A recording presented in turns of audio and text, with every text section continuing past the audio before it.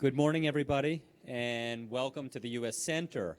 The U.S. Center is a public diplomacy space organized by the U.S. Department of State every year during the 2 weeks of COP. In this space, we highlight U.S.-led climate programs and initiatives. Topics of our events range from REDD+ to climate science to resilience, so please take a copy of our schedule from the room and a full listing of all of our events. We'd also like to welcome our web audience watching this event online. If anyone is watching out there and has a question, please use the Twitter hashtag AskUSCenter, and we'll do our best to get your question to our presenter. So with that, I'm very pleased to introduce my friend and colleague, Pierce Sellers. Pierce is a NASA scientist and astronaut who's a veteran of 3 space shuttle missions and also the acting director of the Goddard Space Flight Center Earth Science Division. His presentation, as you will see, is really a knock your socks off visual experience called Vital Signs, Taking the Pulse of Our Planet. With that, take it away. Thanks. Morning, everybody. It's going to be like speeding your way through Earth science. So, all right. Put this presentation together for a National Air and Space Museum event, and it shows, okay, we got good coverage here.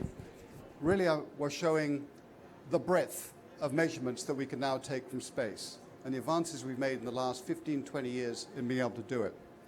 So, space is a good place to do work. That's me, by the way. And it's a perspective that allows you to see a lot of the world in a very short time. So that's me hanging off the bottom of the space station. When I looked down, I could see individual fields on the ground. I could see aircraft flying across the Atlantic. But at the same time, I'm flying around the world every day. So the world is a small place. If you look carefully over my right shoulder, you can see that the atmosphere is like this onion skin on the planet. It's about 50 miles of air. On a planet that's 8,000 miles across. So imagine this huge planet where we all live, or relatively small really, but with almost no atmosphere at all. It's very thin. And no wonder it's so easily affected by human activity.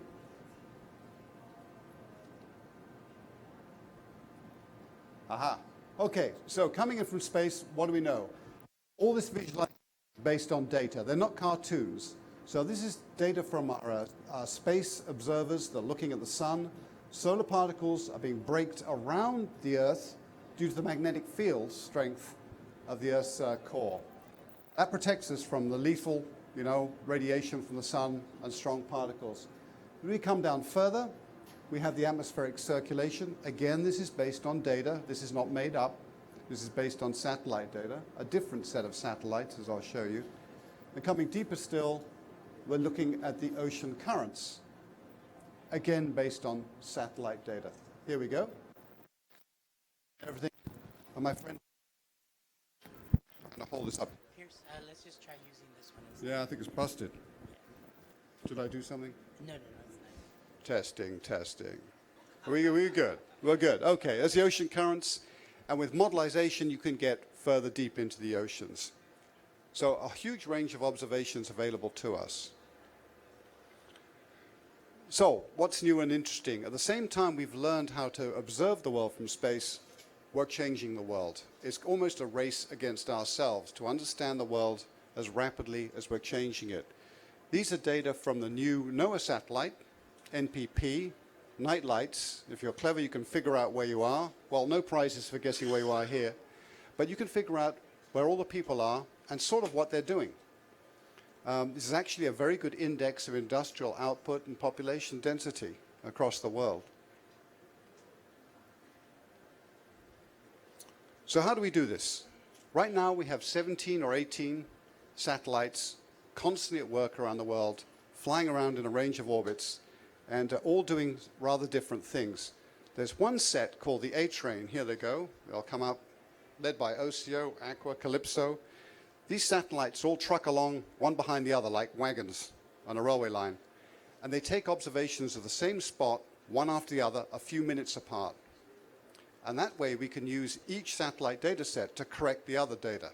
It's self-reinforcing. Some of the other satellite platforms we use are the International Space Station. You'll see it come around. There it is, ISS. And we're using that more and more as an Earth science platform. Very handy. free electricity. Okay, this is a view from the front window of space station. There goes a solar panel. It's speeded up. But as we're going along, we'll see the range of observations that we can pick up from our little orbital perch. Okay, first of all, coming from the top down, energy cycle. How much radiation is going in, sunlight, how much is going out from long wave radiation or heat loss. Water cycle, precipitation, subsurface water. The carbon cycle. Where's all the vegetation, how fast is it growing, and where is the carbon dioxide? Winds and salinity, and we'll talk a bit about salinity. You can actually measure salinity of the surface ocean from space, which to me is like a miracle. Don't know how you do that. Vegetation density, land surface temperature and albedo, all to do with amount of water and vegetation that you have on the Earth. Clouds, fire intensity. Look at this range of observations. I mean, only 15 years ago, we could just do a tiny fraction of this stuff. It's a combination of new satellite observations and massive computer power allows us to infer all these things. So this is a little bit like being a doctor, why we call this presentation vital signs. Instead of just looking at one hair or one toenail, looking at the whole patient from a distance using different instruments. So we're looking at the planet as a single entity. It's good fun too. All right, I'm going to talk briefly about three kind of exemplars of the systems we're looking at. One is the water cycle. One is the carbon cycle, principally Earth's vegetation. And the last is the cryosphere, all the frozen stuff, ice sheets and ice fields. Okay, here we go. Deep breath into the water cycle.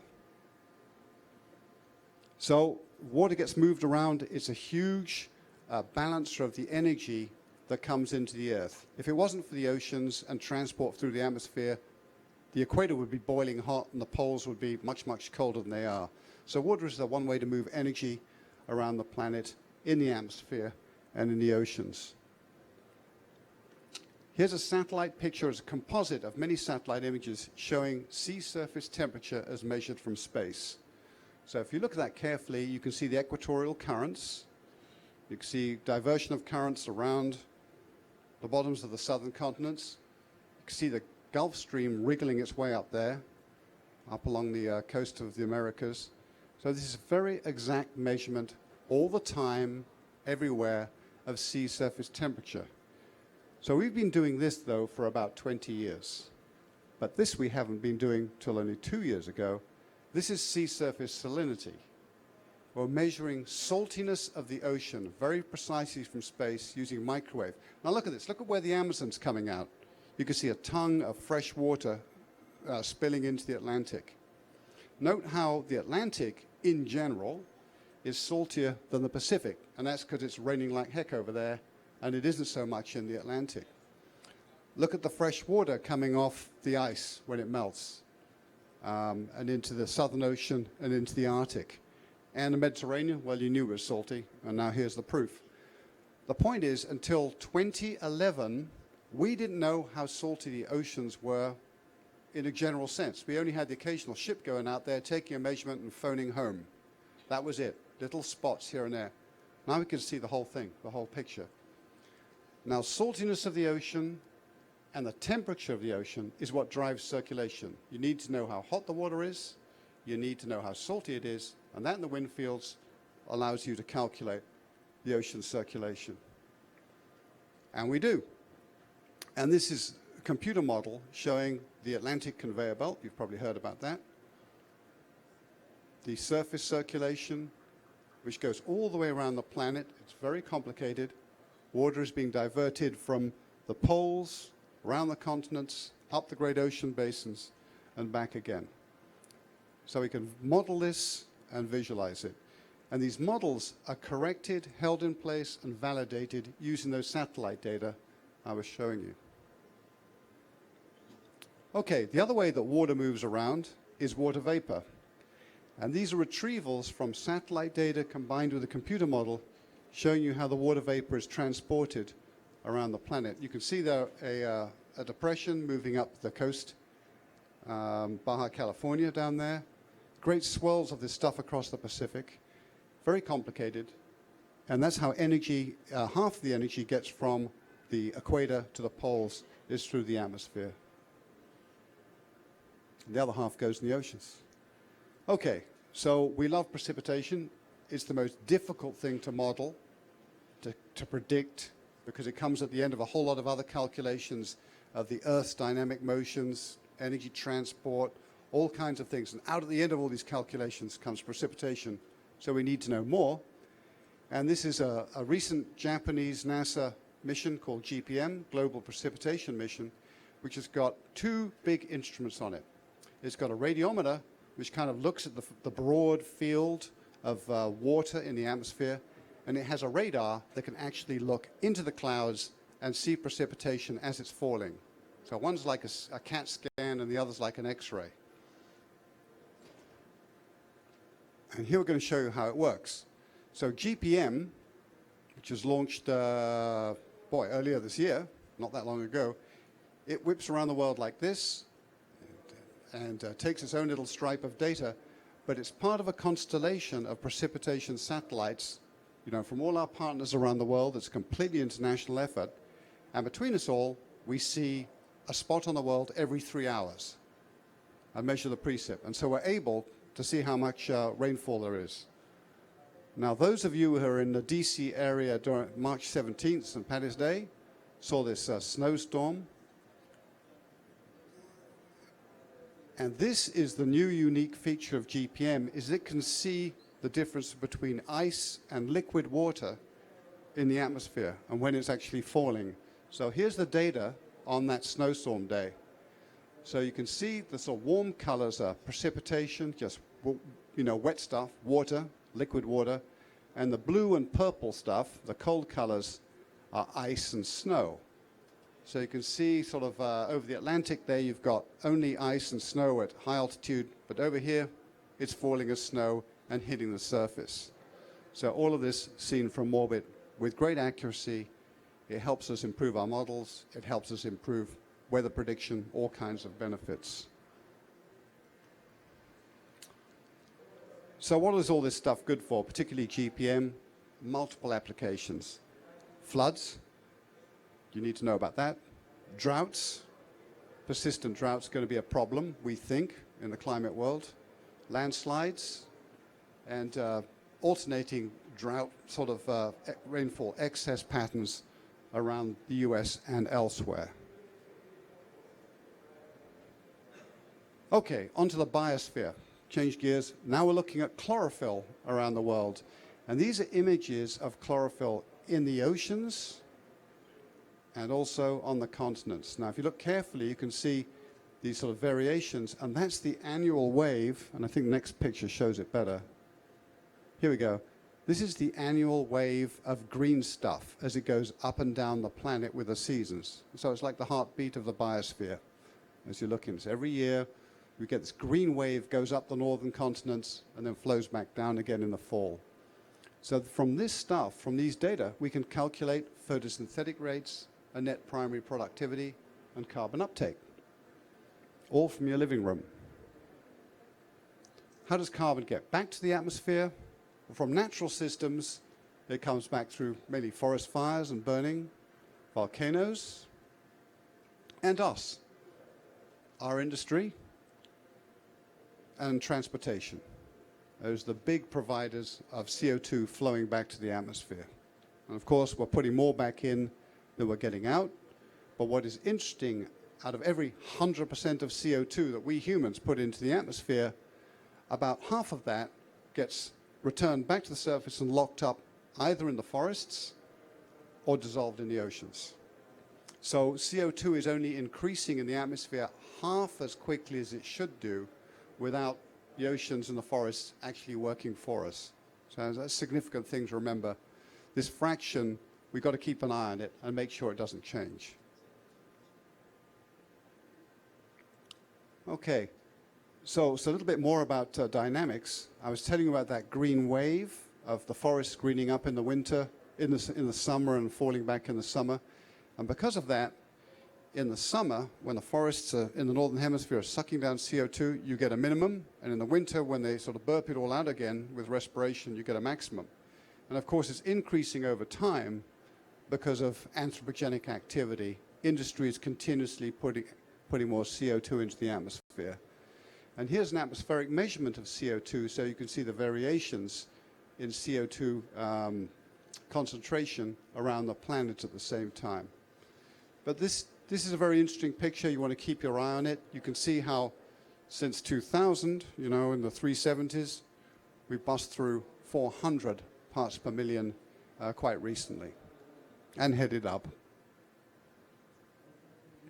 You can combine what we know about the vegetation density and carbon dioxide as measured from satellites to show you how carbon dioxide is actually slurped up by the forests in summer and then exhaled in the winter. So the yellow color is carbon dioxide being slurped down there into the forest. You can see it. And in the winter, exhaled. So the system is very closely coupled. We talked about returning carbon dioxide. These are forest fires as seen from space. So we have a fire channel on the new VIRS sensor. So you're looking at the seasonal pattern here of forest fires in Africa. And most of this is agriculture.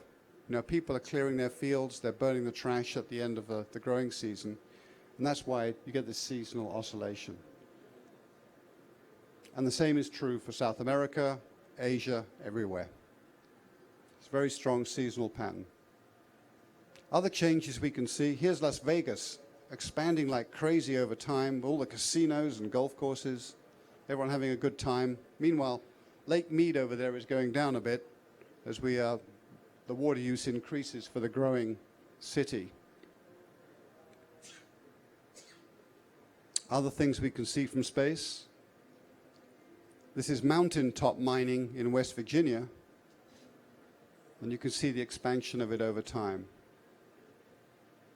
You really see the whole picture, what's changing and where it's changing.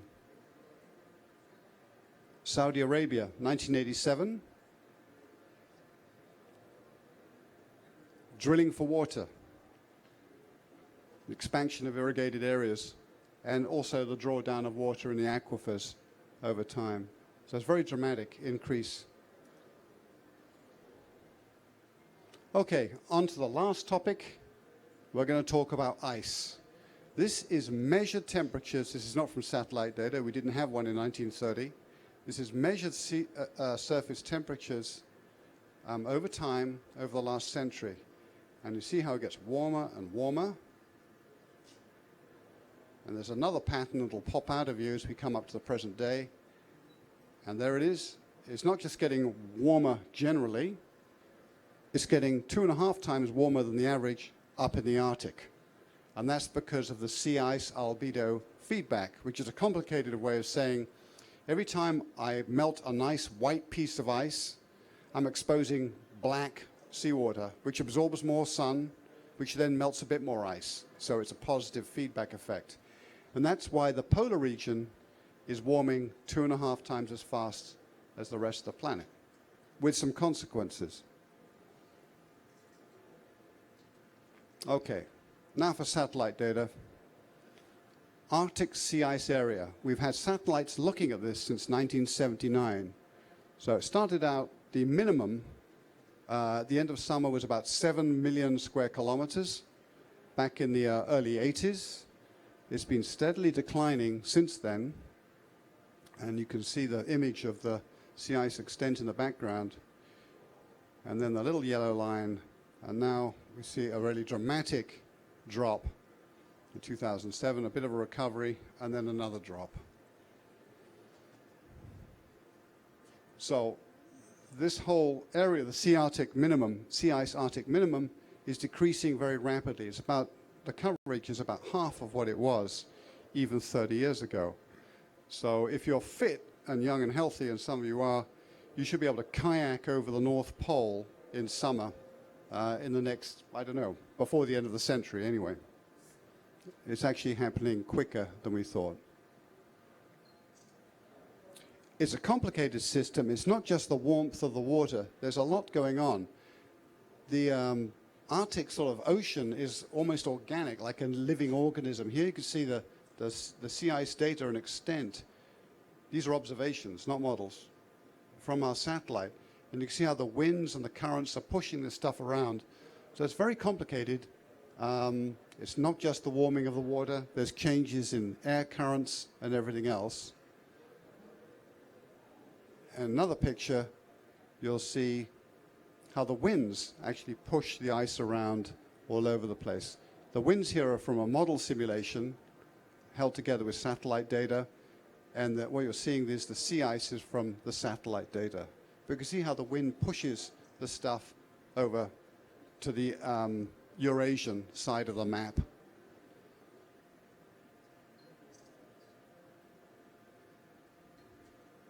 Okay, so what's happening in the South Pole versus the North Pole?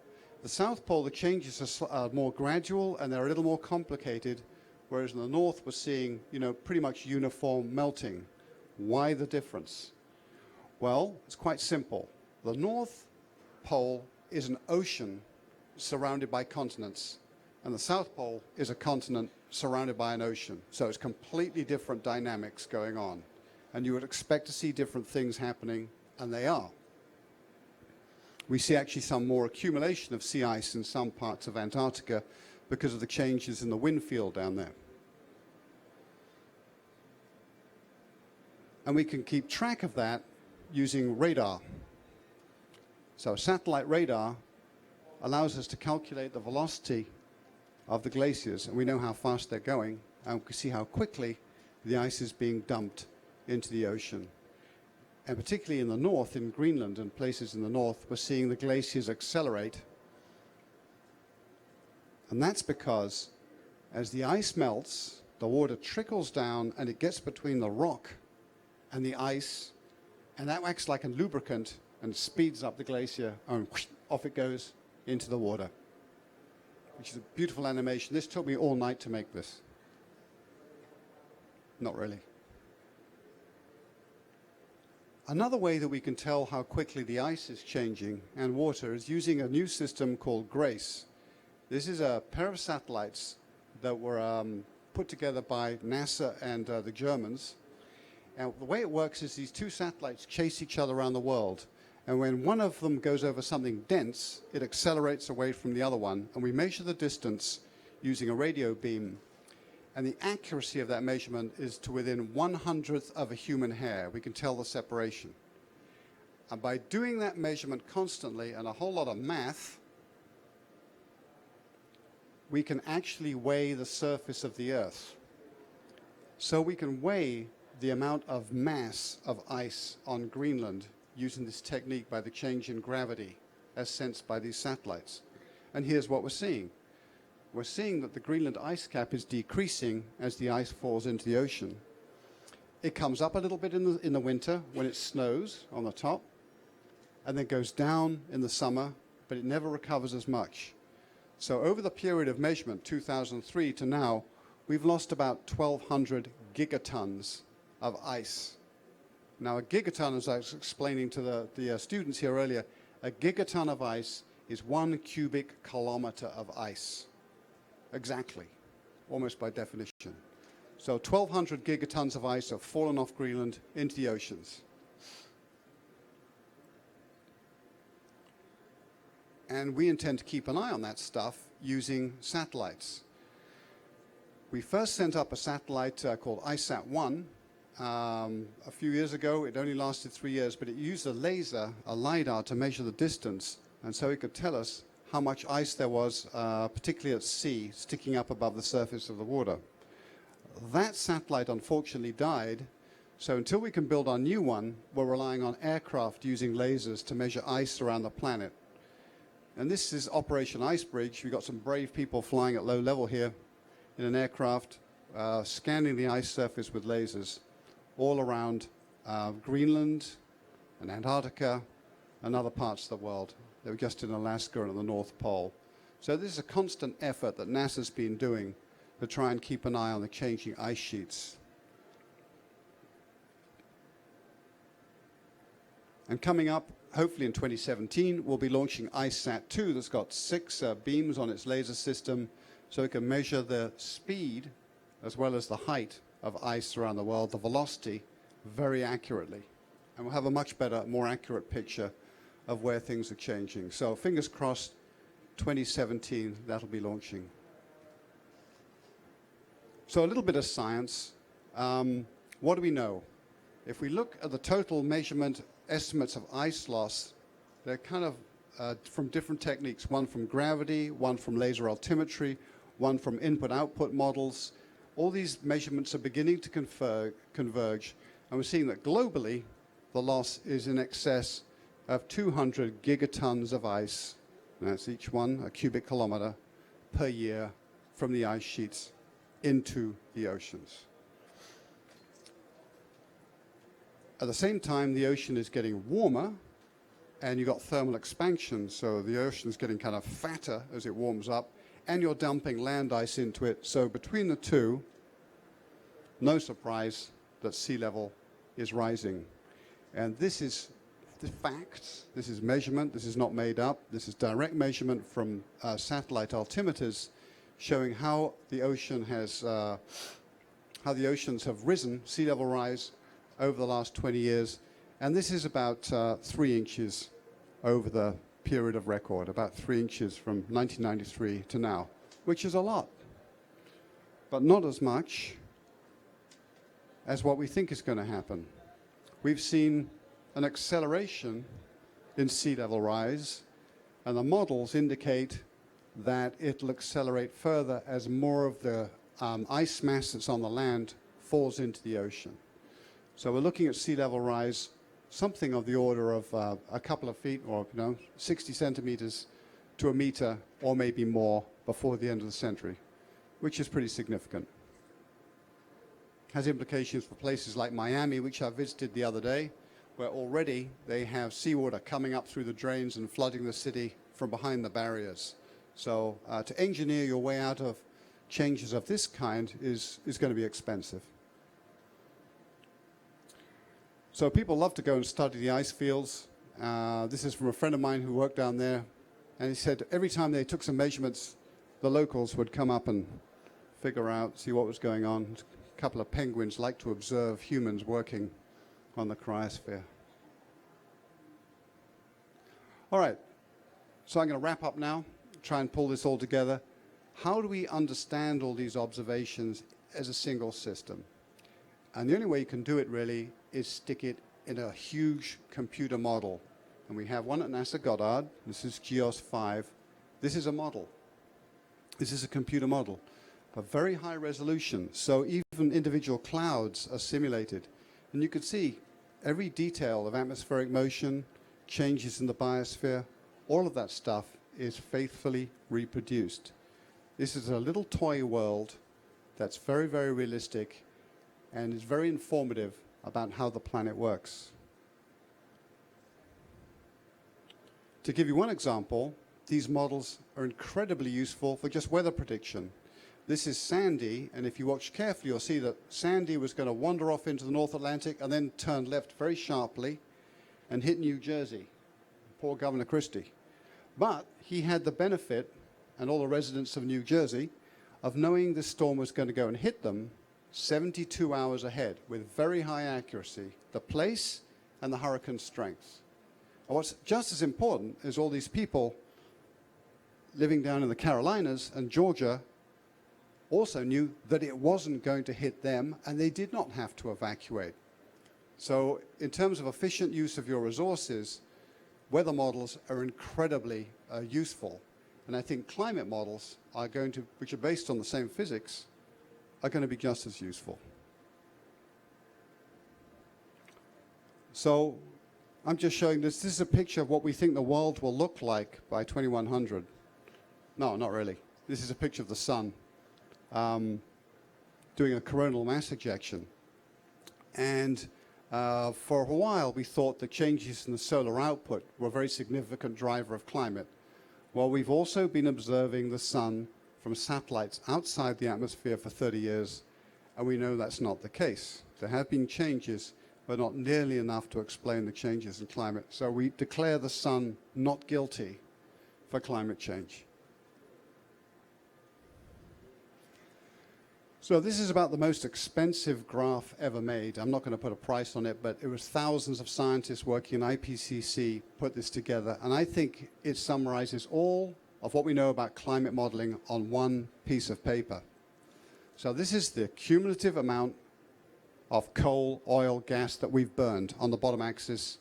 And this is the predicted or observed temperature increase going up here. So we're here, okay? We've burned about 500 gigatons of carbon since the Industrial Revolution, or since the late 1800s, which is quite a lot. And we've got ourselves an increase in temperature of about 1 degree centigrade. We're almost certainly headed for here. 1,000 gigatons of burned and about 2 degrees.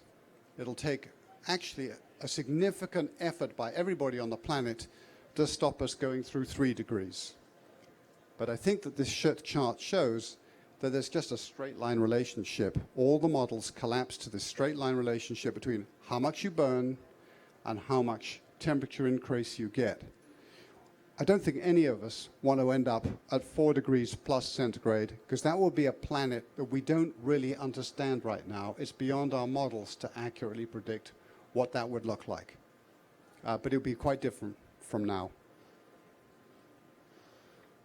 So I don't want to send you all away depressed and sad, because I think there is room for hope. And the ozone hole, which was the first environmental crisis we had, was actually resolved quite effectively. So here's the ozone hole as observed from Tom's instruments. From a satellite, you can see it growing and then leveling off more recently. And how was this dealt with? Well, science provided the data to show that the ozone hole was growing, and places like this, meeting of the Conference of the Parties to the Vienna Convention, put down a succession of agreements and treaties, and it took a load of them. The Montreal Protocol did very little. It's only responsible for about 10–15% of the improvement in the atmosphere. There's all this succession of treaties after that. So the first one is important, even if it's not a very big one. And that's my friend, the scientist, right at the back of the conference. But science got it started, so we can take some credit.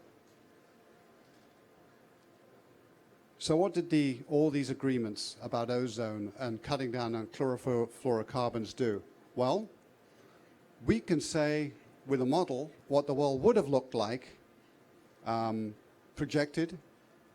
This is what we think is going to happen now because of all the agreements. And this is the world we avoided if we just kept going the way we were, kept chewing away at the ozone layer and reducing it.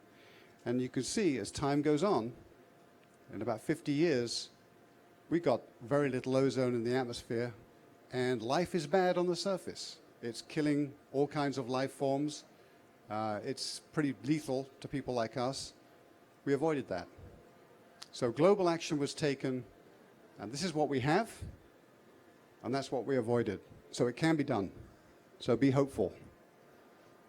Thanks to all you lot pushing away out there in the conference. So I'm going to finish now to remind us of who's doing what.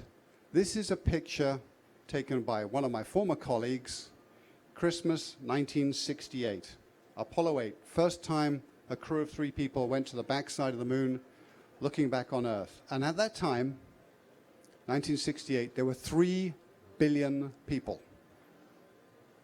This is now, from a satellite image, 7 billion people. Okay? Big change.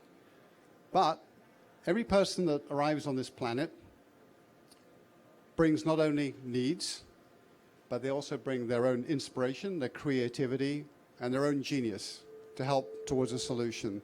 So I think that humanity is going to, and our own genius will get us out of this problem eventually.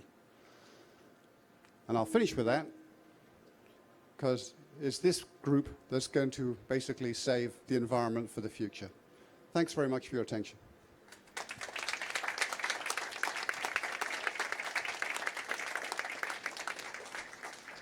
And we got time for questions.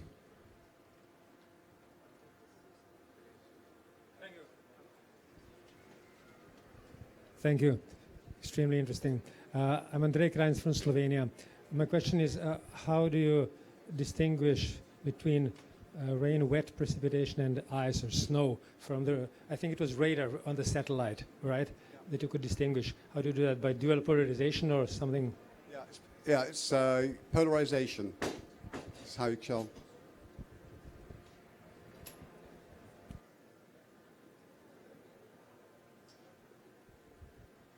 Any other questions?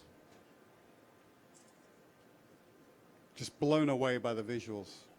Yeah, good stuff. By the way, on your way out, we got stuff about our Hyperwall presentations up here, little giveaways and things. So you may want to come back later in the week. We got a series of talks about different aspects of the environment, and what we can see from space and what we can predict, what we understand. Yes, sir. Gentleman over here.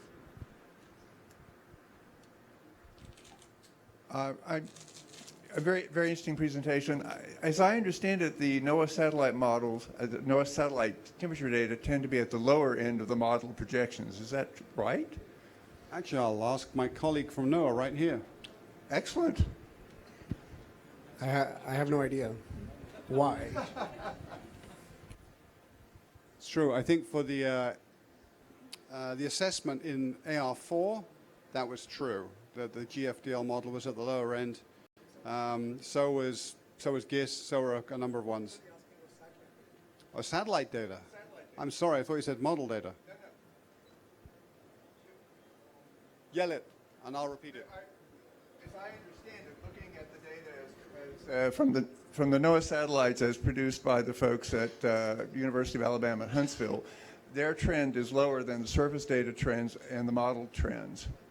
I think I know what you're talking about. There's some stuff that's been published looking at mid-tropospheric temperatures and how those have not, the models seem to be overestimating the changes in the mid-troposphere. Well, here's the thing. Around the troposphere, the temperature gradients switch over, so it's a really hard thing to predict. You're right at the switchover point. But if you look at surface temperature predictions and measurements, they're pretty close. And the total atmosphere change of heat cont, that is also pretty close. Would you like to say, Ram, would you like to say anything on that? Well, there have been papers published on the analysis of the various data sets. And what I can remember is that if you look at the envelope of uncertainty, then all the data sets actually collapse around each other. So, there is uncertainty in the mid-tropospheric data sets, but if you look at that, they're all within the envelope of uncertainty as far as I can recall.